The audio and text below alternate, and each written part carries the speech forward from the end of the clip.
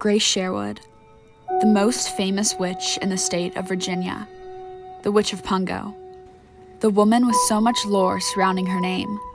She was a healer, a farmer, and just a woman trying to get by before she was targeted and accused by her neighbors of partaking in unholy, magical things. The history of witchcraft persecutions are extremely intriguing. The stories of the innocently convicted, of whispers with the devil and neighbor turning on neighbor seem to take on a life of their own.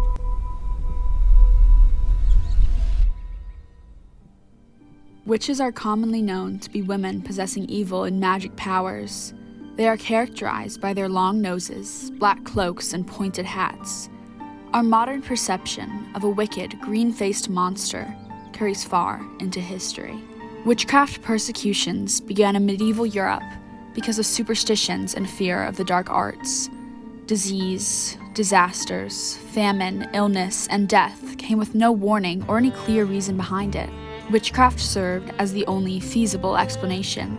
It was taken as fact amongst the people that the devil, the root of all evil, was working to recruit witches to carry out his doing. The Princess Anne County Court had gotten together the Council of Women to search her body physically to look for any marks of the devil. And they unfortunately did find 2 marks that they say could not be found on any other woman's body. So that was proof to them that she was a witch. Witches' marks were a critical test in determining if someone was a witch. It was believed that when a witch made a pact with the devil, she would receive a mark or dark spot from which the witch would suckle familiars. These familiars were evil spirits who took animal form and assisted the witch in carrying out Satan's plans. Early colonists arrived in America with the same superstitions as the Europeans before them. However, very few witchcraft charges appear in Virginia's court records. Defamation lawsuits brought on by women claiming that they were slandered by false allegations of witchcraft were far more common. It may have been the economic climate of the early colonies that prevented a turn to hysteria. Virginians' lives were too consumed by the work of planting tobacco, and too engrossed with the task of establishing a society to waste time and effort on the distraction of the ungrounded fantasy of evil witches.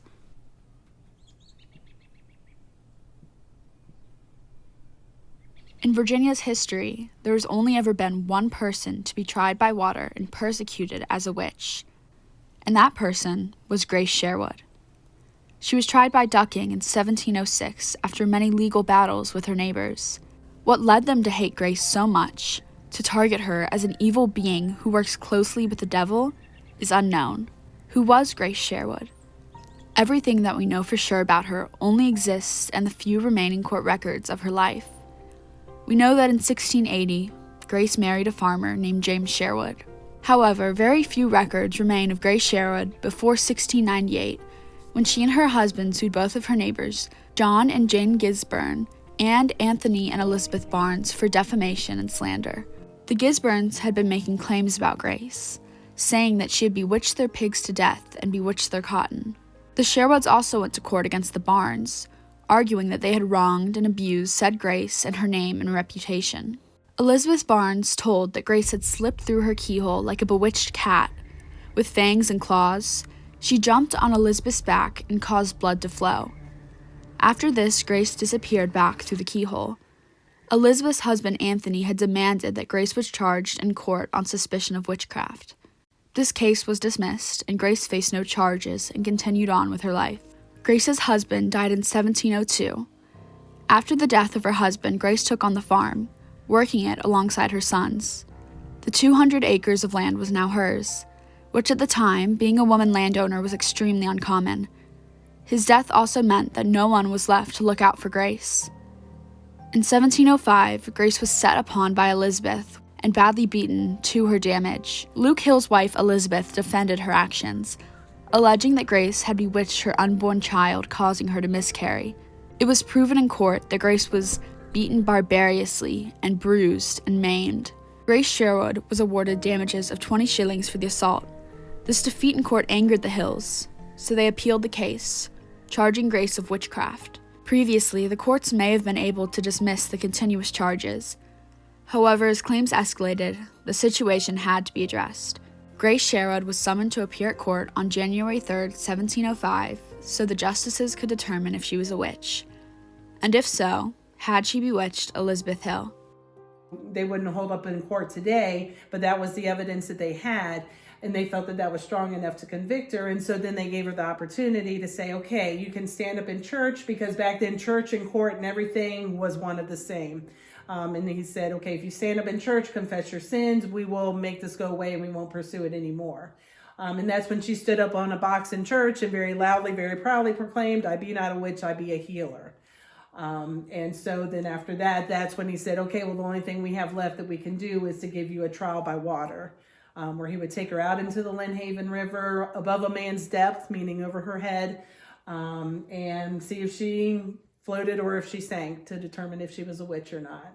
So basically, when they threw her over, if she came back up to the surface of the water, that would mean the pure water had rejected her and she was guilty and she was a witch. If they threw her in and she sank to the bottom, she would drown, she would be dead, but that would mean that the pure water had accepted her and she was not a witch and she could be buried on holy ground at the church. They bound Grace's hands and feet across with rope. They cast her into the river, where she quickly floated back up to the surface. The sheriff then tied a 13-pound Bible around her neck. She sunk again. Grace Sherwood untied herself free and swam to the surface. They put her in jail until further proceedings. She was meant to be held until another trial, but no evidence of a second trial remains. What does remain? In 1714, she was released from jail, and the governor helped her to retrieve her land. Grace lived out her life until the age of 80. Stories say that all of the witchcraft rumors spread about Grace were sparked by jealous wives, that she confused and offended other women with her healing remedies, the clothes she wore, and her beauty. It is very difficult, when so little evidence remains of Grace, to ever form a full picture of what she was like. The tales that are told of her character all seem to fit into our modern perception of women innocently convicted as witches. While whatever it is that is lost of Grace, we can see that she was persistent and unwilling to give in to whatever it was that everyone held against her.